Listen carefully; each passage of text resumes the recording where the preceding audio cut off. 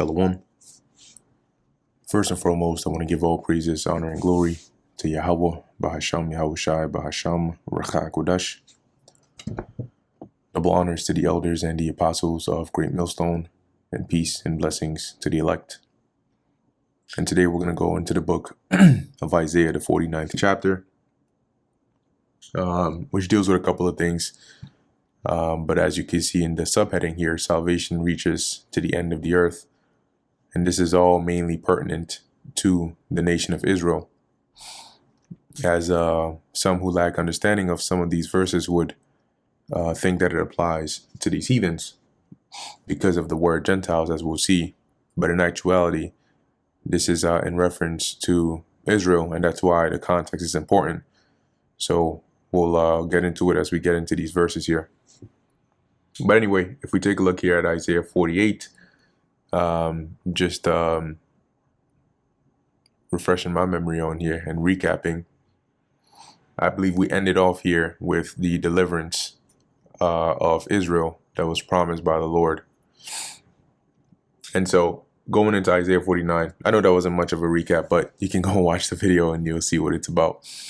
So in Isaiah 49 verse 1, listen, O isles, unto me, and hearken, ye people, from far. The Lord Yahweh hath called me from the womb. Right. So this is Isaiah basically saying, like, making an announcement, right, to say that everybody should be attentive and hear what it is that he is about to say. And he starts off by mentioning, right, the Lord hath called me from the womb. From the bowels of my mother hath he made mention of my name. And it was similar to what's written in the book of Jeremiah, where the Lord said he knew Jeremiah, right, basically from birth, before being born, right? And because it's at the end of the day, we are spirits in bodies, right? And so our spirits exist prior to us being born in the physical body on the earth, because our spirits are in the spirit world. Okay, so the Lord knew Isaiah and his spirit and what he was ordained to do, right? By calling him, he ultimately commissioned him from birth to do this job. As it says, from the bowels of my mother hath he made mention of my name. And he hath made my mouth like a sharp sword. Why? Because Isaiah was going to teach. So that the mouth being like a sharp sword, it's not literal, obviously, but it is to be skillful, right, in teaching this word, which is needed for times when you have to explain certain things, you know, dark sayings, and also defend the gospel, right? And the Lord mentioned giving us a mouth that none of our adversaries would be able to gainsay nor resist. So it's not really your actual lips per se. Of course, you're gonna need to be able to, you know, get your point across, but it's the wisdom and the spirit that we would be granted in order to do this. And that's likened onto a sharp sword.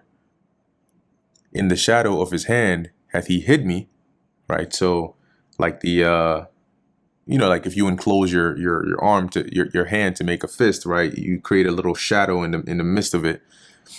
And this is just Isaiah speaking in a poetic sense here, right? But he refers to himself as being hid, right? Like in the palm or the shadow of the Lord's hand. And made me a polished shaft, which that word shaft goes into an arrow. Okay, and a polished arrow is a sharpened arrow. In the quiver, or in his quiver hath he hid me, right? So the Lord, Isaiah is likened himself onto a sharpened arrow hidden in the Lord's quiver, because that is like what the prophets are. Okay, we're also likened onto arrows that the Lord uses to send his message, right? Or to hit his target. And in this case, that would be by giving or making public the word or the message of the Lord. Verse 3, and he said unto me, thou art my servant, O Israel, thou art my servant, O Israel, in whom I will be glorified. Now, as we read in this in these verses, it's important to keep in mind that similar to other chapters like Daniel, the 11th chapter, where it's not always explicit. Sometimes it can even sound ambiguous who the pronoun is referring to, right? So it's not always explicit. Okay, I'm switching context here to talk about another person. Okay, but there are often times in some of these precepts where that does happen. So as Isaiah is saying, the Lord said unto him, Thou art my servant, O Israel, in whom I will be glorified. Because the glorification of the Lord, and you'll see in other precepts, when we were in danger and you had certain individuals pray unto the Lord, they called that to the Lord's remembrance to say, Lord, we are your only nation, right? We are the only ones that are going to glorify your name. And you've put your name within Israel, right? You've bound yourself to us. And so we are here to glorify you. All right. And the Lord is telling that to Isaiah, that it is through Israel that he is that he is glorified as his nation, his chosen people. Verse 4, Then I said, I have labored in vain. I have spent my strength for naught and in vain.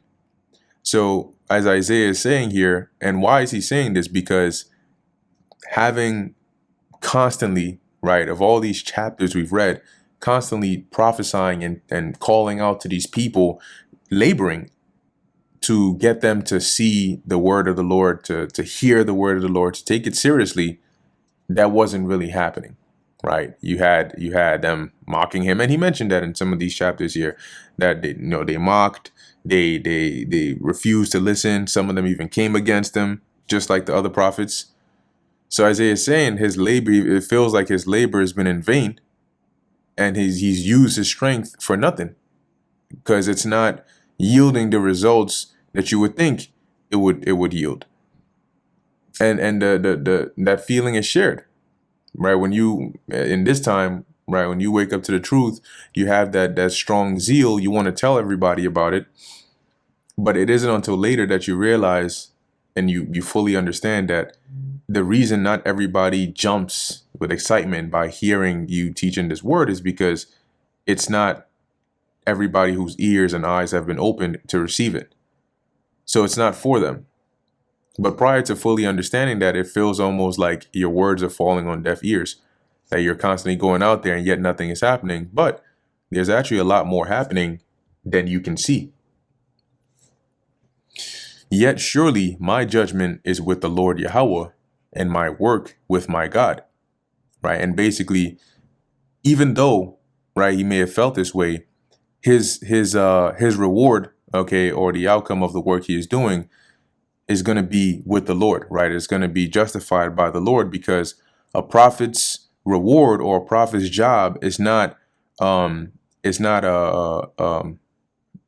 guess graded, for lack of a better word, by how many people listen or how many people take heed, but rather whether he goes out and gives the message or not.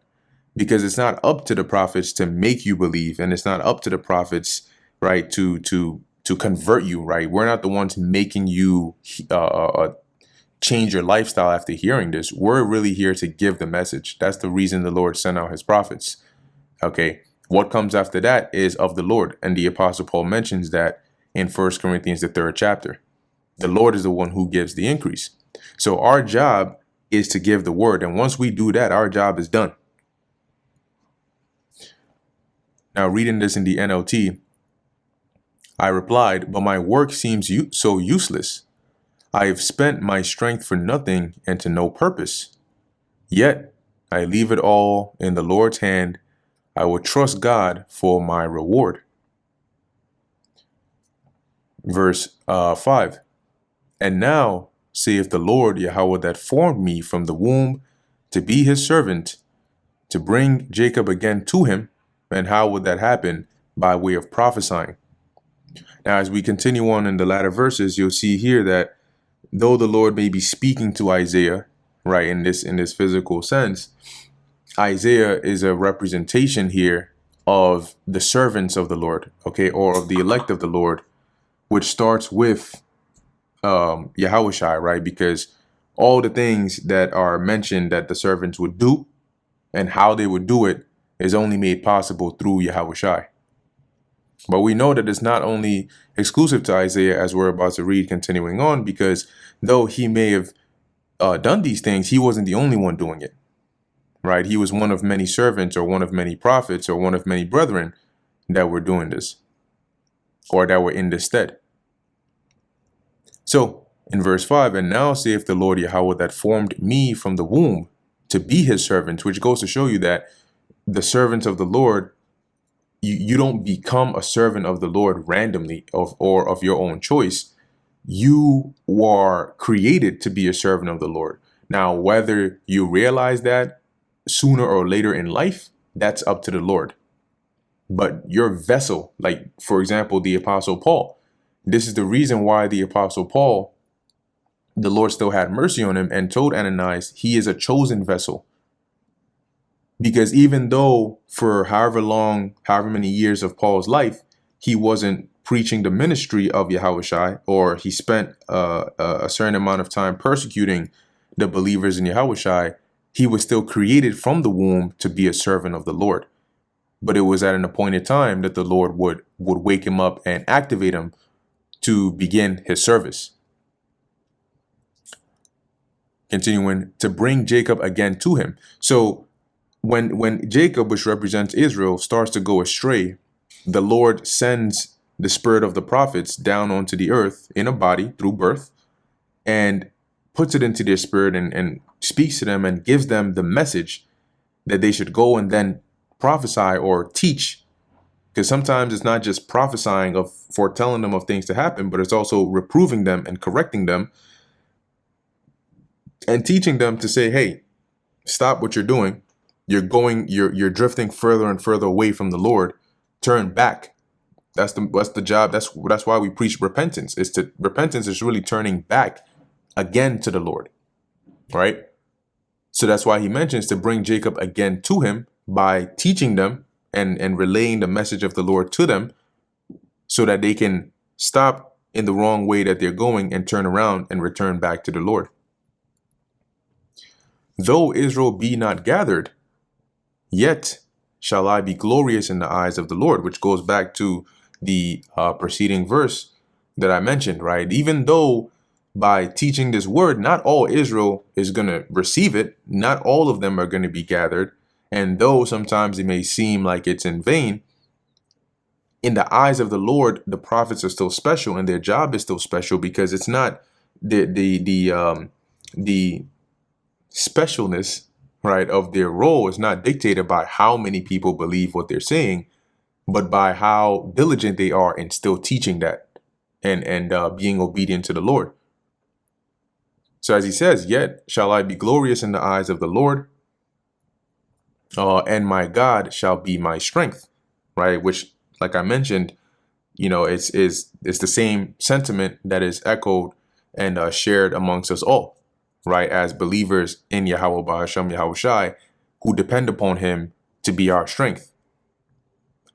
Verse 6, and he said, it is a light thing that thou shouldest be my servant, to raise up the tribes of Jacob, and to restore the preserved of Israel. I will also give thee for a light to the Gentiles, that thou mayest be my salvation unto the end of the earth. Okay, now here, as we're reading here, right, the Lord is speaking to Isaiah, but in the spirit, he's referring to Yahushua first and foremost. Okay, as I mentioned, Yahushua being the essence of this all, but also to the prophets. Okay, and then I'm going to explain why. So starting off, as he says, and he said, it is a light thing that thou shouldest be my servant, right? And the light thing meaning that this is what you were created to do, right? So it's not like a big deal, right? It's standard that you are my servant to raise up the tribes of Jacob by teaching them this word and this truth, right? And to restore the preserved of Israel. And who are the preserved of Israel? The elect, the ones, the remnant that would always believe in the words of the Lord. But why would they need to be restored? Because even in this time, the elect weren't always in the stead that they are in right now. So what I mean is, the elect are gonna have to still be taught again, so they may be woken up, but at that point they would believe, because ultimately they would be preserved, but they needed to still be restored by being having their minds, right, being stirred up again. And then it mentions here, I will give thee for a light to the Gentiles, that thou mayest be my salvation unto the end of the earth. Now, when we go back to Isaiah the 42nd chapter, remember that this is this was talking about Yahushai, right? This is what the Lord said about Yahushai, going back to Isaiah 42, right? And yeah, really one on down to about, what is that? Yeah, about 7 on or so. But really here, Isaiah 42:6, it says, I, the Lord, have called thee in righteousness, and will hold thine hand, and will keep thee, and give thee for a covenant of the people, for a light of the Gentiles, right? And so that's the same thing that's being said over here. So who is the ultimate light that was given to the Gentiles? Yahushai. And the Gentiles here are referring to Israelites. Okay, they're called Israelites here because the Lord, if you notice, this is future tense. I will also give thee for a light to the Gentiles. And so the Lord is referring to a time where you would have Israelites that would be living in a heathenistic state of mind, right? Through different events that would occur, primarily one being captivity. Because when you fast forward from the time of Isaiah, leading into the years down the line, when you had the Hellenization period and so on and so forth, that's when you had a great deal of Israelites becoming Gentiles, meaning they started to leave their heritage and their customs and started to take on that of the heathens, to the extent that they forgot who they were and started to live like heathens. And it's the same thing that ended up happening now, right after we fell away from our heritage. Okay, so those Gentiles are the same quote unquote Gentiles that are mentioned in the New Testament as being eligible to receive salvation. They're not the Lord isn't referring to heathen nations here, right? He's referring to actual Israelites that were in that state of mind. Okay, and so the light that was given to them was who? Yahushai. And that's why, first and foremost, this applies to Yahushai, because he is the light that's given to the Gentiles or the Israelites, that through him they could find their way back, okay, back to the Father, back to the fold, and ultimately to salvation. However, the way the prophets fit in here, or the servants, is because how is Yahushai given, or how is that light given to the Gentiles? By the way of teaching, by the way of preaching. And who is doing that teaching and who is doing that preaching? The servants of the Lord, which are the prophets, Isaiah included. So here, when the Lord is speaking to Isaiah, he's really not speaking to the exact incarnation as Isaiah, but more so to the spirit of Isaiah, because during Isaiah's time, the majority of Israel weren't known as Gentiles. They weren't living in a Gentile state of mind to the extent that they forgot who they were. They still knew that they were Israelites. Even majority of the ones that were in foreign lands who would come back, they still had that knowledge. It wasn't until much after that where you ended up having a great falling away, like I mentioned, through different events that took place, to where the majority or a good portion of Israelites started to become known as Gentiles. And the Apostle Paul mentions that, right? Ye being in past time Gentiles. How did that happen? Through them leaving the customs. Okay? So the Lord is going to give that light. And when you actually go into the word light, it also goes into what? Instruction. Because they needed to be instructed on the right way, right? Light of instruction. So they needed to be instructed on the right way to live, which was different than what they were currently doing.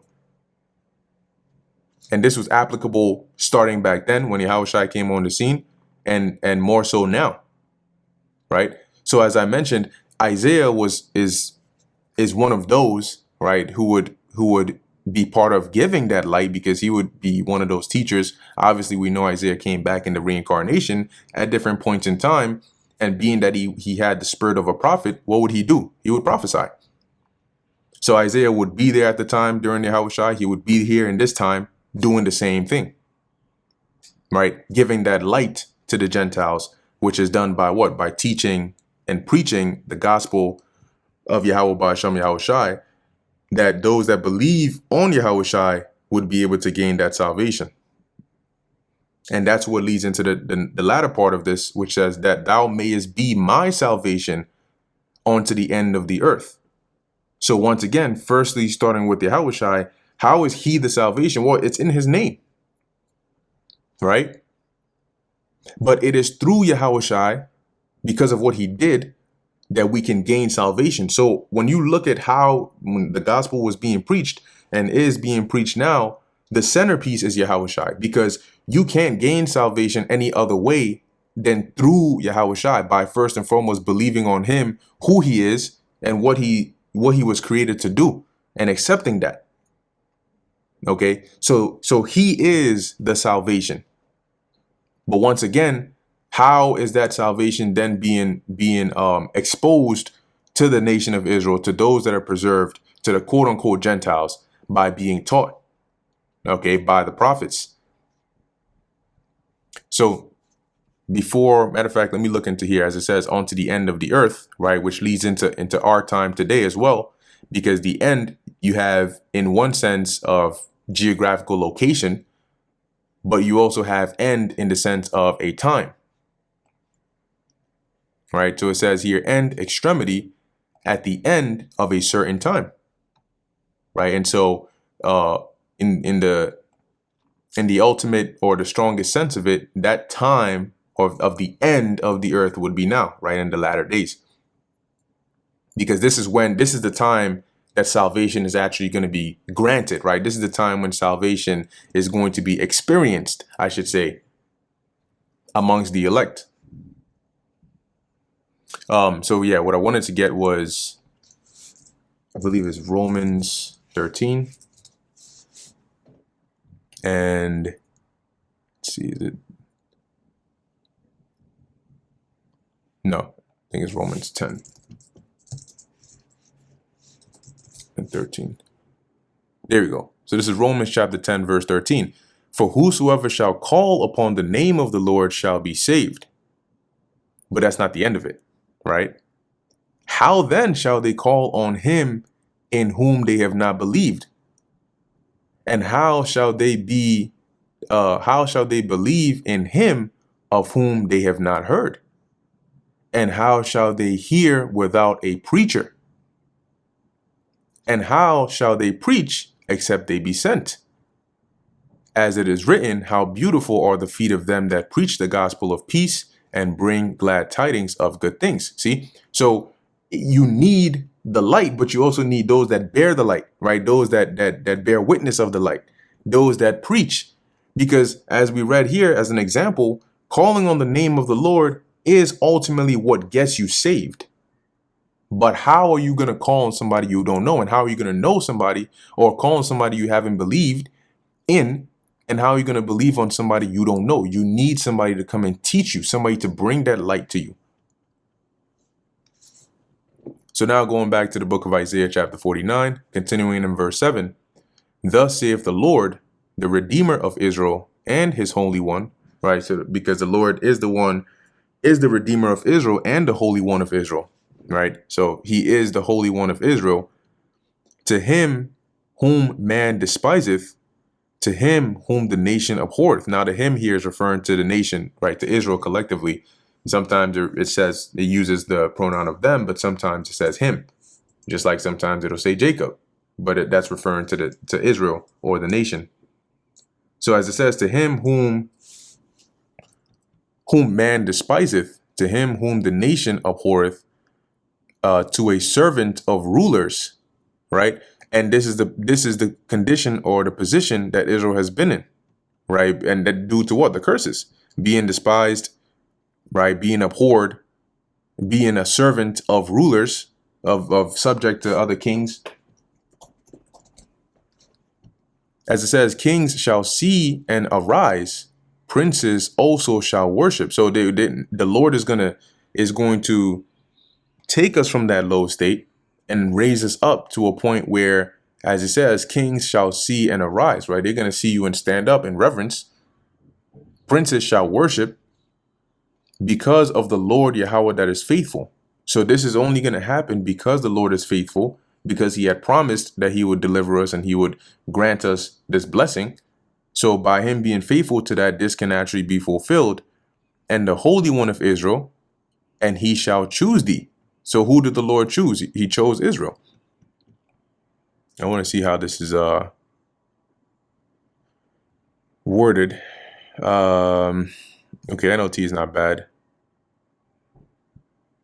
Right, so it says here, the Lord, the Redeemer and Holy One of Israel says to the one who is despised and rejected by the nations, to the one who is the servant of rulers, kings shall stand at attention when you pass by.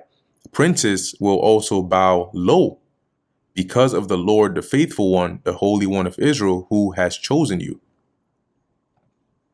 Verse 8, thus saith the Lord Yahweh, in an acceptable time have I heard thee, and in a day of salvation have I helped thee.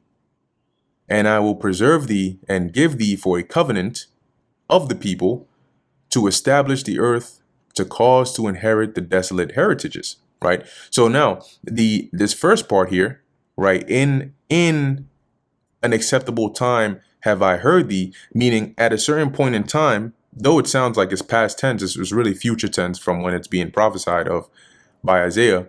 But in an acceptable time, meaning at the appropriate time the Lord has deemed, he would hear Israel, right, respond and help us, right? And in a day of salvation have I helped thee, meaning when the time that the Lord has set is right, he is going to send that salvation. He is going to now open or give access to the way of salvation, which would be likened unto the Lord helping us. Because for a good period of time, our people were in a state of being lost. That's why you hear so much, especially when Yahushua came on the scene, of Israel being lost sheep. But at that point, we no longer started to be lost because the shepherd came and found us and started to gather us. And that shepherd came because the Lord heard us. And that was the time of him hearing us.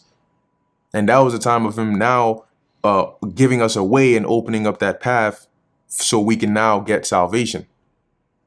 Okay, so now for this, a quick precept is 2 Corinthians chapter 6, verse 2. And I'm actually going to go back to chapter 5 just to get a bit more context. So the Apostle Paul mentions here, right, in verse 20, now then we are ambassadors of Hamashiach, as though God did beseech you by us, right? So the Lord used us to call you. We pray you in Yahushua's stead that ye be reconciled to God, right? So to turn back and be joined back to the Lord in the stead of Yahushua, right? Yahushua is not here, so we're like ambassadors. We're doing that job in his stead to bring you back to the Father. For he hath made, right, and we read that in Isaiah as well, right, to bring Jacob back to the Lord. For he hath made him to be sin for us who knew no sin, that we might be made the righteousness of God in him. And you see, this is why it all starts and ends with Yahushua. So now leading into verse 6, we then, as workers together with him, with who? With Yahushua, beseech you also that ye receive not the grace of God in vain. So don't take this thing for granted. For he saith, and now Paul is quoting Isaiah 49, right? For he saith, I have heard thee in a time accepted, and in the day of salvation have I secured thee, which is to help thee, right? Behold, now is the accepted time. Behold, now is the day of salvation. Because, and the Apostle Paul said that because it was at that time that the Lord began to send the help. And who was the help? Yahushai. Okay, so that was that started the accepted time and the day of salvation. Here, salvation is not in the sense of the day you actually get delivered, right? But the day of salvation is the Apostle Paul saying is now, because Yahushai was on the scene, and so the doors to salvation were then opened because he came on the scene, he died, and this is the reason why the Apostle John wept when he saw that nobody could loose the seals of the book. But when he realized that Yahushua was able to do it, that weeping was over, because now the doors of salvation were opened. And they've been opened up until now, but they're going to get closed pretty soon.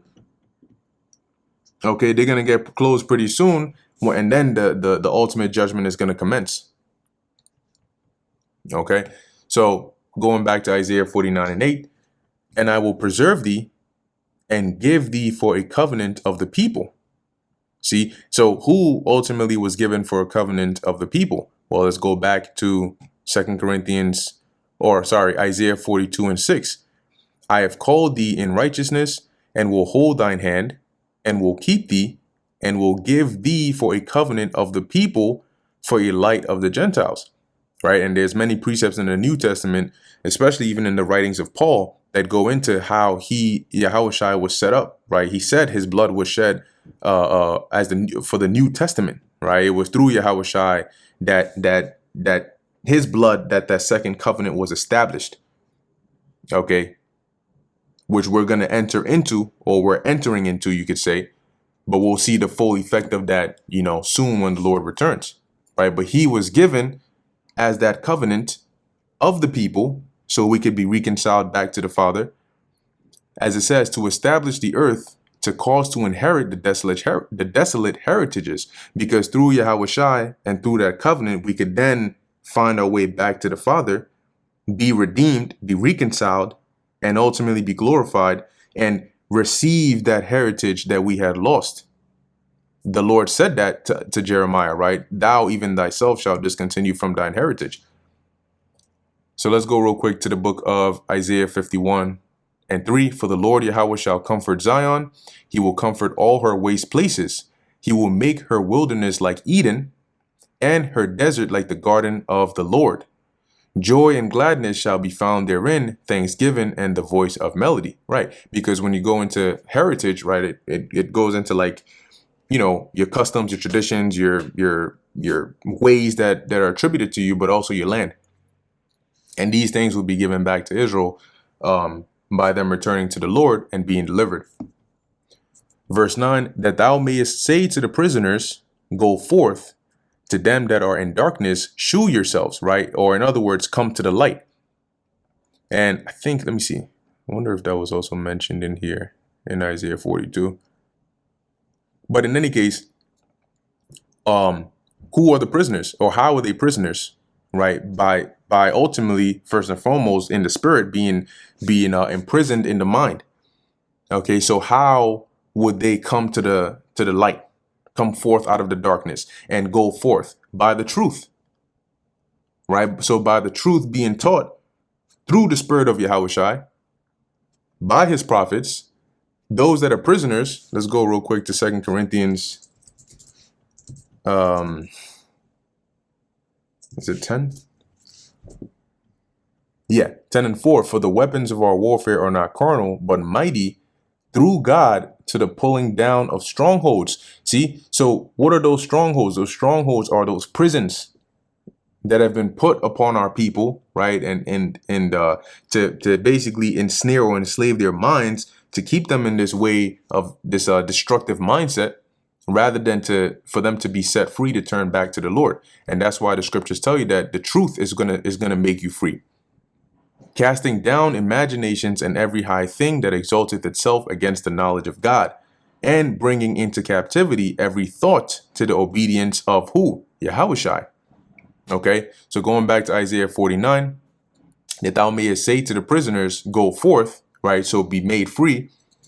And how does that happen? By way of receiving this truth, it being taught onto you through the spirit of Yahushua, it being taught onto you would set you free. To them that are in darkness, right?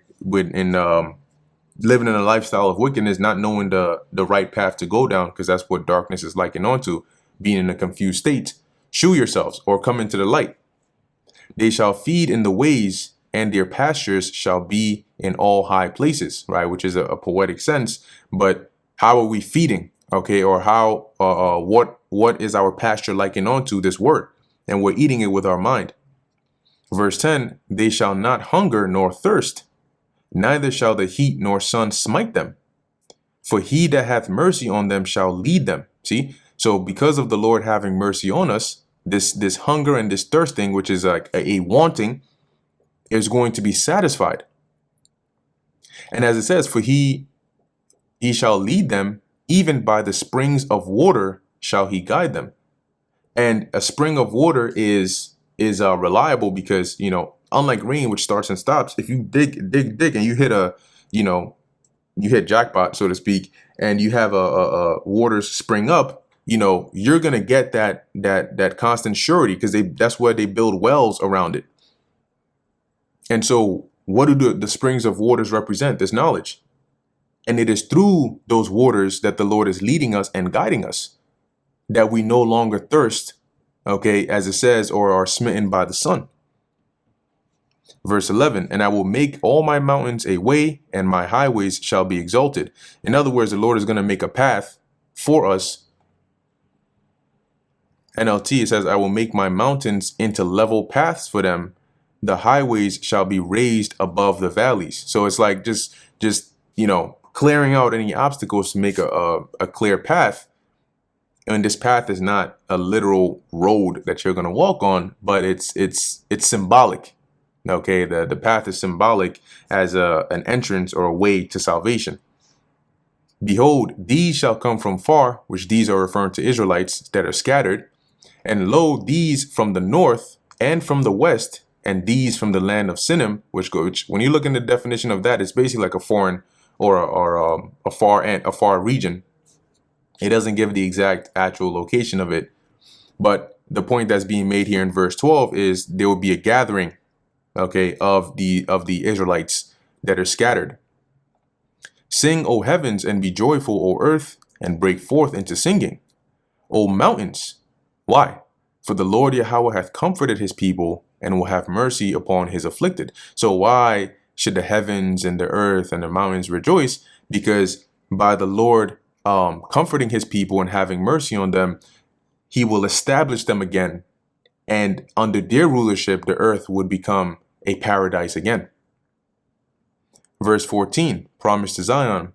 But Zion said, the Lord Yahweh hath forsaken me, and my Lord hath forgotten me. Similar to Malachi, right? So with all these good things that the Lord has spoken and prophesied concerning Israel, they're still of the mindset that, oh, well, if God really cared about us, why are we in this condition? Or why are we living like this? The Lord is not real. He doesn't care about us. But really, you brought this upon yourselves. And it's interesting that they would say that. Meanwhile, the path of salvation the Lord has extended to them is right in front of them.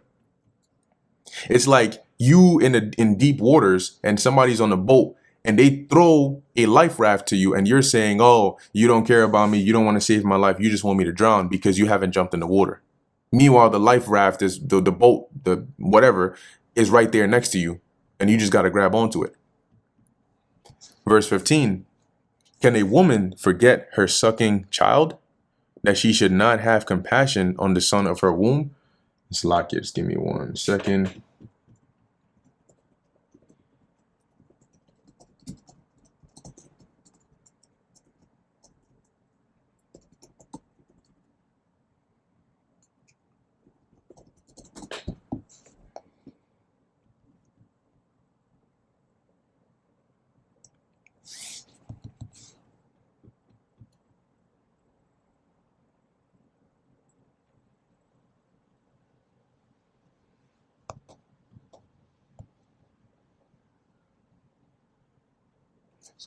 So as it says here, can a woman forget her sucking child, that she should not have compassion on the son of her womb?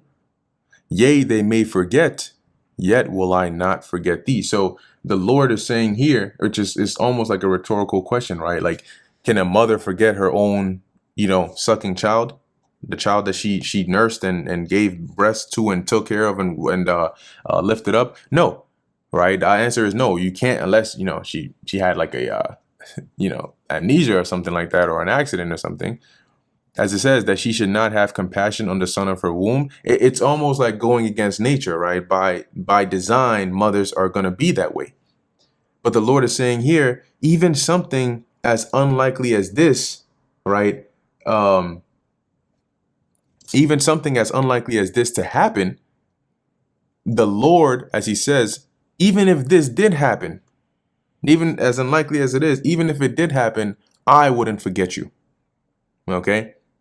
Yea, they may forget, which is little to, a very slim chance that that would happen. But even if that was the case, I would never forget you. Meaning my love for you, my remembrance for you is stronger than that of a mother's bond to her children. Behold, I have graven thee upon the palms of my hand. Thy walls are continually before me. Right? And looking at this in the NLT, sometimes I like to switch to the NLT because the wording makes it easier to understand. As it says, see, I have written your name in the palms of my hands.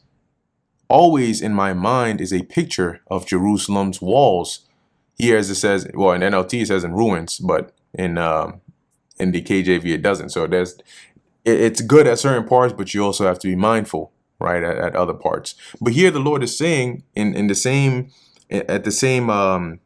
thought as in the 15th verse, I will never forget you, right? And it's not literal. The Lord doesn't have a literal engraving of the name Israel in his palms, but it's kind of like people get tattoos today, and say they get a tattoo of like their loved one or their grandma or something like that. They'll never forget that. They do that so they'll never forget that person. Like it's always there. Every time they look at their arm or look at where the tattoo is, they always remember this person or that love or whatever they have for this person. So it's kind of like along those lines here.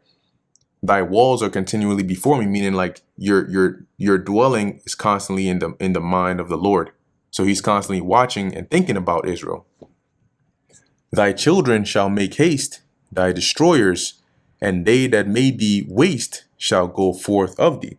So that thy children shall make haste in the sense that your children would, or your descendants, let me actually just pull it up here.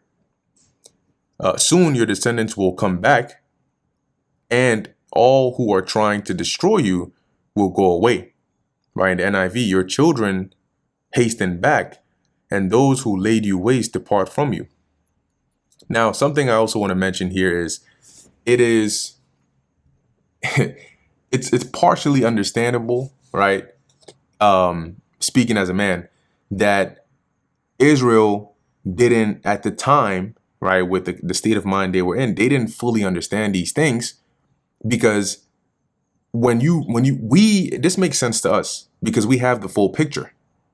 But imagine being at a time prior to even going into the Babylonian captivity. The walls are built. The temple is there. Okay. Life has been continuing on. Yeah, the northern kingdom has been taken into captivity, but you were delivered from the Assyrians when they came, the southern kingdom that is that I'm referring to here. So Isaiah is speaking here almost in the sense of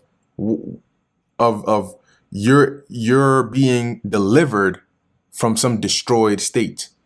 Your people have been scattered, your children or your descendants spread abroad, but the Lord is going to bring them back to you, right? He's going to fix all the waste places. He's going to bring the help. He's going to bring the Redeemer. He's going to gather you back out of the darkness. But you're here like, but I'm not in ruins.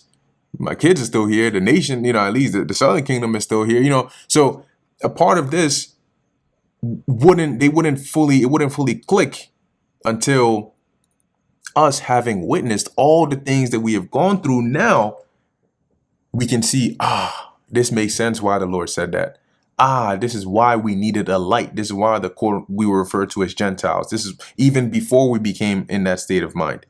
This is why Isaiah was saying the things he was saying, because the Lord was showing him things that are to come, some further than others. But this is also an example to prove the faithfulness of the word of the Lord. And like we read in the previous chapter, the Lord said, look, I'm showing you these things long before they happen, at a point where it doesn't even make sense, so that when it does come to pass, you can remember it and you can acknowledge that, yes, this is the faithfulness of the Lord.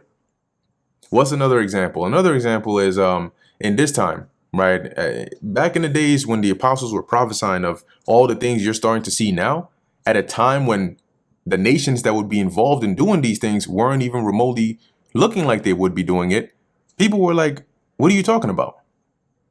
How is that going to happen? But now, as different events transpire, you can see, oh, now I see what they were referring to. When they mentioned these camps, when they mentioned the martial law, they mentioned the troops, they mentioned all these things, the World War III. Now I see it. Yeah, because now the things that have led up to it are happening. So back in Isaiah chapter 49, verse 17, as we read, thy children will make haste to return, and thy destroyers, right, our oppressors, which goes into these nations, these heathens, which made us waste. They abased us, right? They mistreated us. They shall, as it says, shall go forth of thee, in other wording, meaning they're no longer going to have that power over us. Verse 18, lift up thine eyes round about, and behold, all these gather themselves together and come to thee. As I live, saith the Lord Yahweh, thou shalt surely clothe thee. So all these, remember, in verse, where was it? Right, verse 12, the Lord is mentioning that the gathering of the Israelites, right, starting with the elect from the various lands in which they've been scattered. Okay, so these are the these that are where is it at? Coming onto thee. Okay, coming back to Zion, coming back to Jerusalem. As I live, saith the Lord, thou shalt surely clothe thee with them all. And this is, once again, metaphorical talk, likening the returning, okay, of these Israelites back to Zion, to and like Zion receiving them, to like putting on, a diadem or jewelry or ornaments. Because the Lord also likened us unto a beautiful diadem and different ornaments. Right. So as it says here, thou shalt surely clothe thee with them all, as with an ornament. That right there. Right. What's the term? Simile. There's a definition they used to teach us, right? Which was, let me see. Simile, comparing two things. There you go. This is like the grade school definition of a simile, right? It says here, a simile is a figure of speech that compares two different things, highlighting a shared characteristic by using the words like or as. Okay.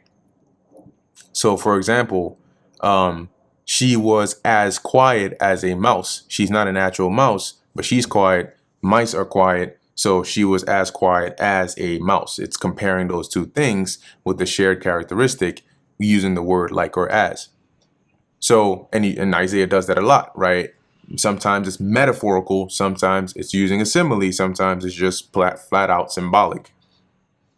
But here's an example, right? Thou shalt surely clothe thee with them all, as with an ornament. So like how you would deck yourself with an ornament is how you're going to clothe them. But in this case, you're not actually wearing Israelites, right? But it's just an example to drive home the point. And bind them on thee as a bride doeth. Okay, then when you bind something on you, you basically like, you attach, right? You put it upon you, right? Just like a bride who gets ready, puts those ornaments and the things she got to put on.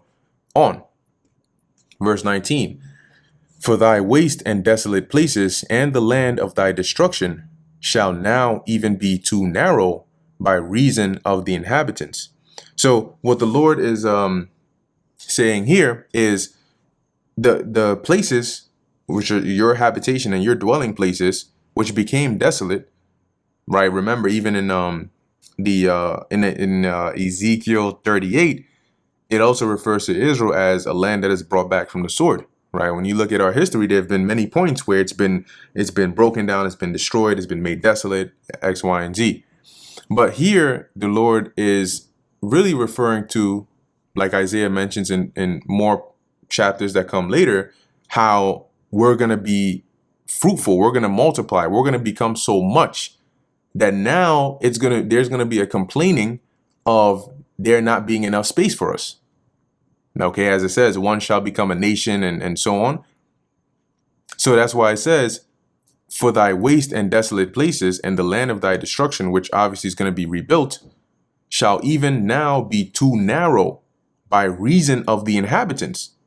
So because of all the people, it's now going to become too small.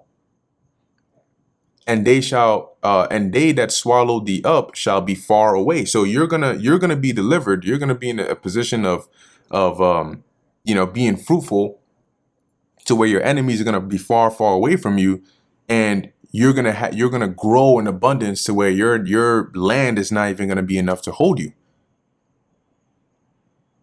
Verse 20: the children which thou shalt have after thou hast lost the other shall say in thine ears, right? So similar to what happened with Job, right? He had children, he lost them, but then by remaining faithful to the Lord, he got them again. So here, the children that you're going to have after thou has lost the other, right? So after the times of us here having Israelites being, destroyed and yada yada, after that time, when we're in peace again and we start to populate and grow, as it says in verse 20, the children which thou shalt have after thou hast lost the other shall say again in thine ears, the place is too strait for me. Give place to me that I may dwell. Now, the point of this is not to put emphasis that the land is small or we're going to be squeezed one on top of another, but it's rather to emphasize the fruitfulness, okay, that we're going to be in, so much so that it's going to really require us to expand past the land that we've been given, which is the whole emphasis that's being put on here by this example of, like, your descendants are going to be complaining that there's not enough space. But that's why we have all these planets out here. And we know the Lord is about space. He's about abundance. Right? The scriptures even tell you, woe unto those that join house to house. So looking at this, in the NLT, it says, the generations born in exile will return and say, we need more room. It is crowded in here. Actually, I think the NIV makes more sense. The children born during your bereavement will yet say in your hearing, this place is too small for us. Give us more space to live in. Right? So as I mentioned here, in essence, we're going to grow to the point where we're going to need more space. And there's a precept for this. Let's see if I can find it. I think it also might be in Isaiah, but it mentions about the borders not being able to contain Israel. Let's see. Let me see if I can find it real quick. If not, then we'll just keep on going. Border. And let's look down to the book of Isaiah.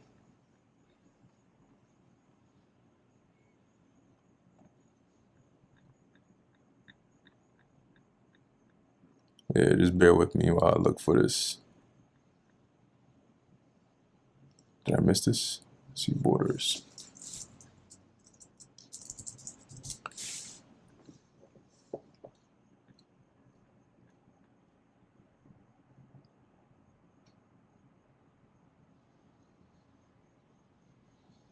Oh, maybe it wasn't in Isaiah.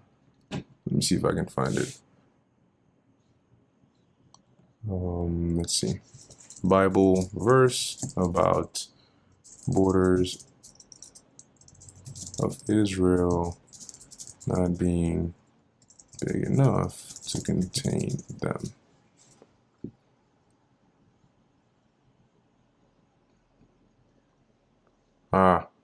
They're quoting Isaiah 49. That's not the one. I feel like I've seen this somewhere, but I just can't remember exactly where it is. So that's all right. If I find it, maybe if the Spirit is on me, I'll post it in the comment section. But anyway, let's carry on. Verse 21, then shalt thou say in thine heart, who hath begotten me these? Who hath begotten me these? Seeing I have lost my children, and am desolate, a captive, and removing to and fro. And who hath brought these up? Behold, I was left alone.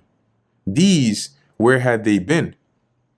Obviously, this is not literal, but the feeling that's being described here is going from a state of scarcity, of a state of constantly having the children here are like, if the mother is likened unto Israel, the children are the actual people, the tribes, right? So having constantly being destroyed, destructured, killing one another, being subject unto these heathens, right? And not actually having a lifestyle to be able to be fruitful and multiply, and being so used to that, and now looking around and seeing this abundance, okay, of Israelites everywhere, having been delivered, we're like just, flourishing and thriving. It's like the feeling is almost going to be like, yo, where did all these people come from? Since when, where there's so many of us, right? Or just all around like that. So this is the NLT. It says, then you will think to yourself, who has given me all these descendants?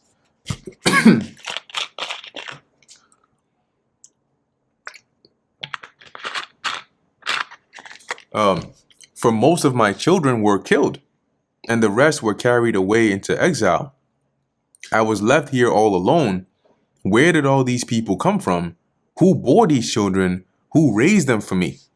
See, so it's that's why it says, thou shalt say in thine heart, right? You're gonna see this glory. You're gonna see this the fruitfulness and the expansion of Israel in safety and peace and prosperity, and it's gonna feel almost like, damn, where did everybody come from?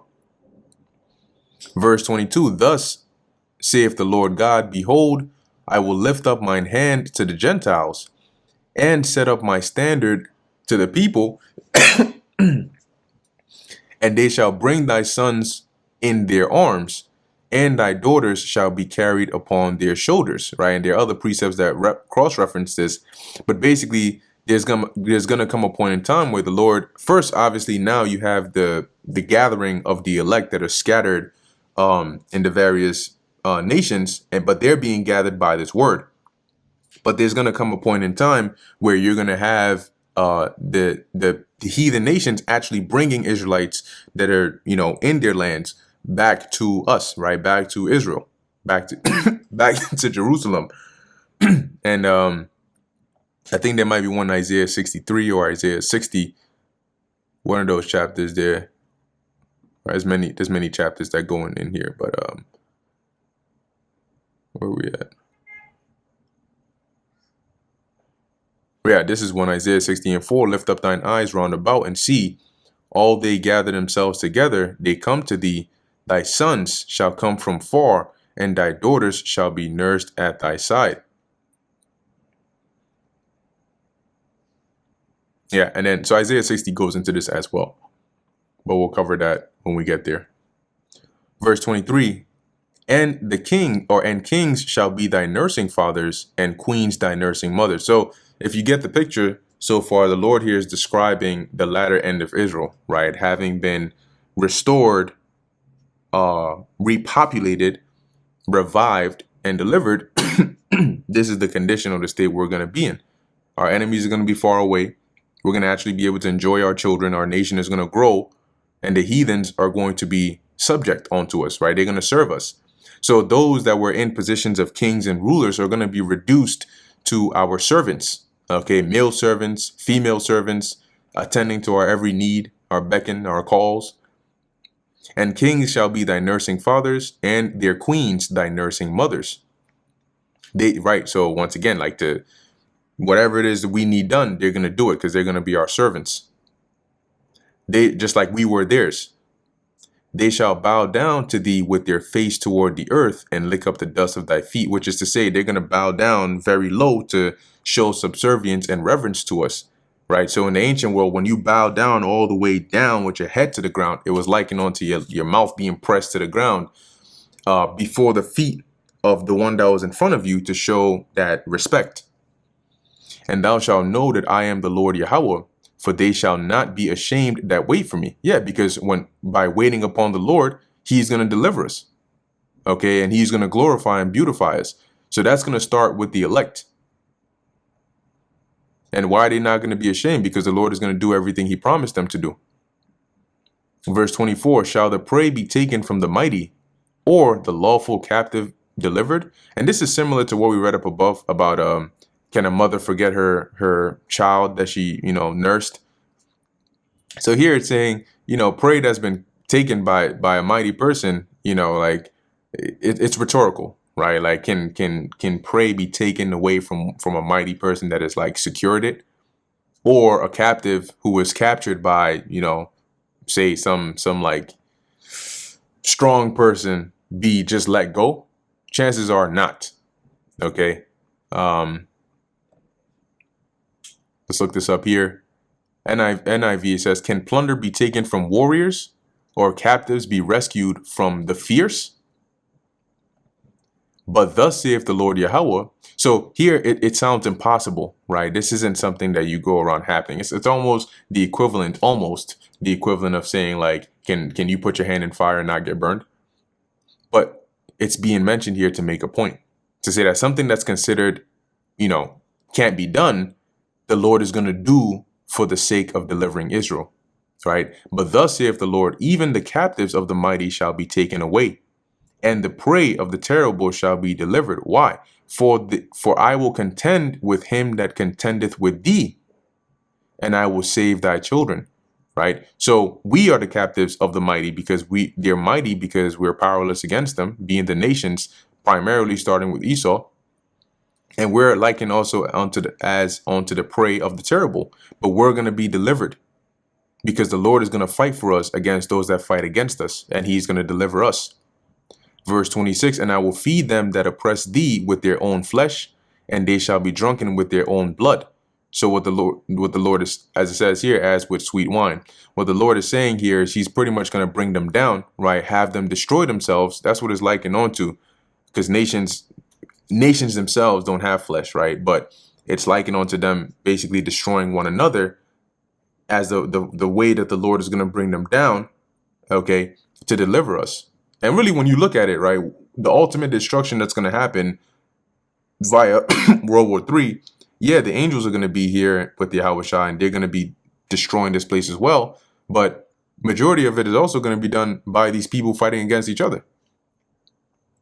And all flesh shall know that I, the Lord Yahweh, Bahasham Yahweh Shai, am thy Savior and thy Redeemer, the mighty one of Jacob. See, so when all is said and done, and the Lord makes his appearance and delivers Israel, it's going to be broadcasted and known all throughout, just like it was amongst the nations when he delivered us from ancient Egypt, that the Lord is the Savior of and Redeemer of Israel. And that brings us to the end of the book of Isaiah, the 49th chapter. Lord willing, this was edifying to the elect. In closing, I want to give all praises, honor, and glory to Yahweh, Bahasham Yahweh Shai, Bahasham Recha Kodesh. And until next time, Shalom.